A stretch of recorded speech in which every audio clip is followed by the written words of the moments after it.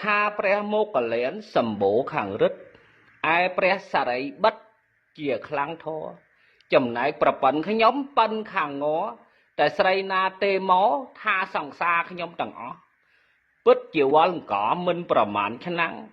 đấy anh cái chả rắn múc kriêm cái mau đôi cẩn thận nót tham minh bờ ló đây chả cái mình pru co tại ôn bờ chán ban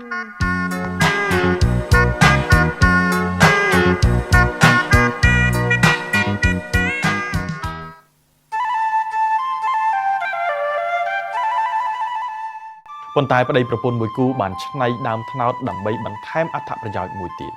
នោះគឺសម្រាប់បម្រើឲ្យការតាក់ទាញភ្ញៀវទេសចរជាមួយនឹងការឆ្នៃប្រឌិតប្រកបដោយភាពប៉ិនប្រសប់ពួកគេទាំងពីរនាក់បានដាក់ឈ្មោះរមណីយដ្ឋានកែច្នៃនេះថាផ្ទះបុកល្ហុងចុងថ្នោតលោកងាន់សុជាតិម្ចាស់រមណីយដ្ឋានបុកល្ហុងចុងថ្នោតបានប្រាប់អប្សរាទូណៃថាខ្ចោះអង្គុយលេងលើដើមថ្នោតខុសប្លែកពីខ្ចោះលើទឹកហើយលោកមានគំនិតបង្កើតវាដោយមើលឃើញថាដើមថ្នោតពិតជាមានតម្លៃនិងមានប្រយោជន៍ច្រើនយ៉ាង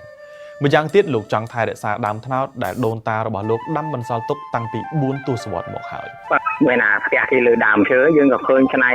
តាមគេអញ្ចឹងទៅគេមានដើមឈើយើងមានដើមថ្នោតអញ្ចឹងយើងធ្វើដើមថ្នោតទៅចាប់តែធ្វើមួយទៅវាទាញមនុស្សមក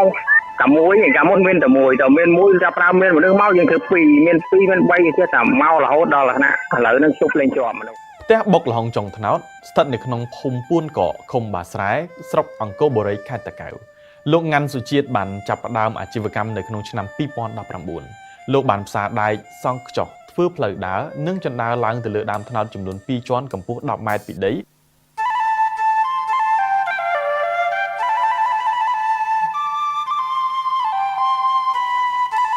បុកល្ហុងចុងថ្នោតចា